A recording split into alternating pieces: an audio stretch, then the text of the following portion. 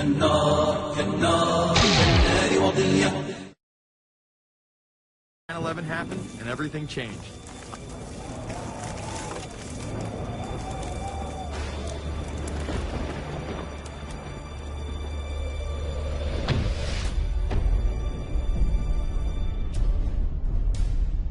I was pissed. How dare the Muslim extremists massacre all those people? But was it all true? Prior to the invasion of Iraq, something didn't seem right. I then did a startling thing. I actually took a look at what happened that terrible September day.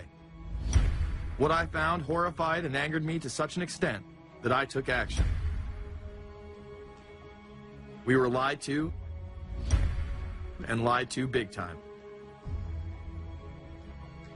Before I knew it, I went from a normal college student to the political guy at the party to one of the guys that brought you the first internet blockbuster, Loose Change.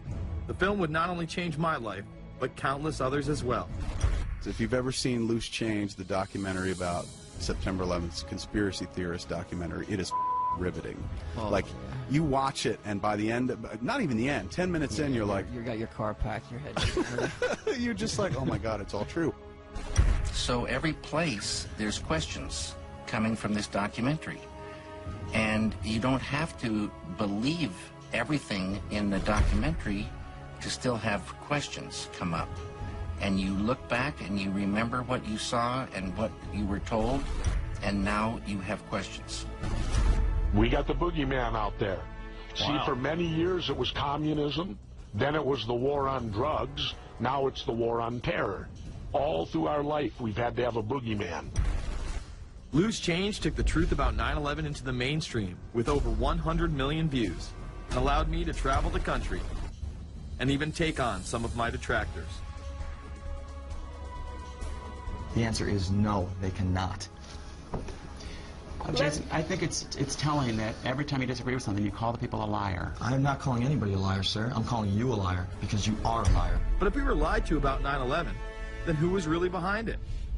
A lot of people on the web were pointing towards the New World Order, but that was impossible. I mean, the Hulkster couldn't be involved, could he?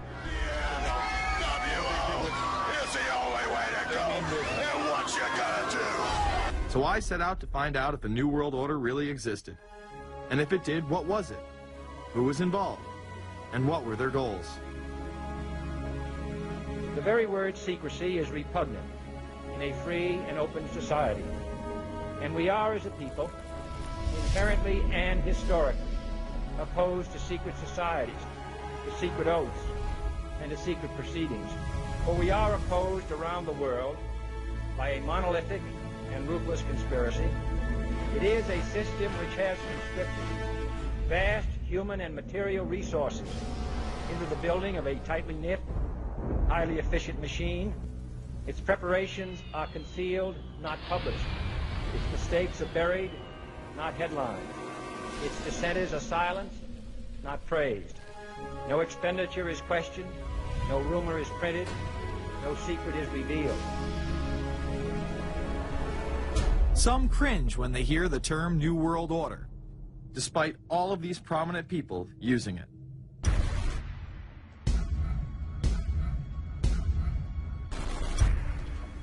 The world that maybe some people dreamt of at that conference back in Bournemouth, when it looked as if maybe history would end, that liberal democracy would triumph, that free market economics would slowly progress, and we'd have a new world order.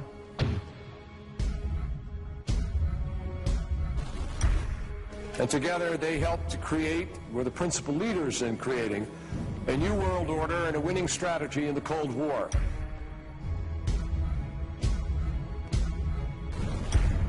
We are part of a new world order. And as the recently departed Admiral William J. Crowe once said, it's long on new and it's short on order.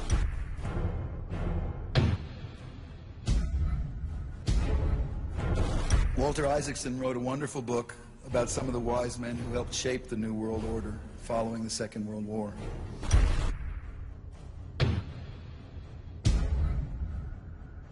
As we devise a way forward in Iraq, I urge the international community to embrace its responsibility for creating that new world order. A new world order based upon collective action.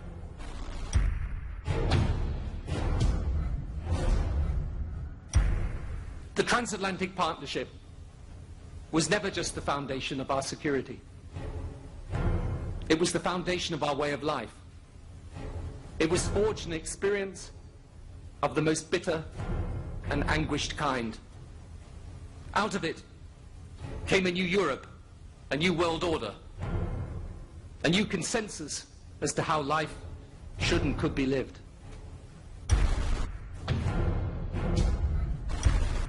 And just like that, it was gone. It was a new world order. That's what President George H. Bush said. Harvard historian Francis Fukuyama pronounced the end of history. In fact, when it is used, that person is often dismissed out of hand because of the perception that it is nothing more than a conspiracy theory. Actually, the idea of global governance and a one world order has been around for centuries, and the term New World Order has been used frequently in recent history. The New World Order means different things to different people, but to those who expect to be in control of it, it means the same thing. It means all the world under their control. They believe that somebody must rule. After all, people are too darn dumb to know how to rule themselves. They figured that that's their role. The first in-depth publication of note was Samuel Zane Batten's work, The New World Order, which was published in 1919. Under the cloak of Christianity, this order speaks of a new world rising and advocates social control over all people and all resources. It promotes a world federation with a world parliament, an international court, and a global police force. Some of its goals are as follows. Community. The danger and loss in crime and degeneracy. The determination to make community life safe, sanitary, wholesome, and moral. Industrial. The disappearance of class distinctions and the solidarity of all interests in the economic process. National. The conception of the nation's welfare as the supreme concern, with the policy that everything shall contribute to this end, and every person must do some useful work. International. The creation of an international mind, with a world consciousness and a world patriotism. The destruction of every arbitrary power that can separately and of its single choice disturb the peace of the world. Well, government is good, right? It put an end to war. Well, it could put an end to war because you just only have one dictator. I think Adolf Hitler had that in mind. He wanted a world government too, with himself as the master leader. Many have regarded Hitler as the apex of evil, a true heart of darkness. But how many people know that Hitler had his own vision of a new world order? Hitler had been promoted by the establishment. He graced the cover of Time magazine many times and was their Man of the Year twice. His vision was simple: unify Europe and then the world. The only real difference was that his order was racially motivated, instead of being based solely on religion. He even wrote a lesser-known follow-up to Mein Kampf in 1928 that many have dubbed My Order, or New World Order. President Roosevelt would condemn this order prior to World War II. Nazi forces openly seek to establish systems of government based on the regimentation of all human beings by a handful of individual rulers who seize power by force. Yes, these men and their hypnotized followers call this a new order. It is not new, and it is not order. The idea of globalization was so prominent in Nazi ideology that the 1936 Berlin Games would be the first time that the Olympic rings would be displayed prominently and promoted in order to glorify the Third Reich. This symbol represents the 5 major regions of the world: Africa, America, Asia, Europe, and Oceania, interlocking and coming together as one. This one world philosophy still defines the Olympic Games today. Australia, hello and welcome. One world, one dream. Hitler's methods of youth corps, concentration camps, eugenics, and military aggression were so visible to the rest of the world, he eventually failed. However, his vision of a new world order lived on. Author H.G. Wells, the man behind The Time Machine and War of the Worlds, would write about a planned world state in which there must be a common faith and law for mankind. In 1939, he would publish a full book on the matter called The New World Order. Wells again has a similar vision, stating that national individualism has to go and that sovereign states must end.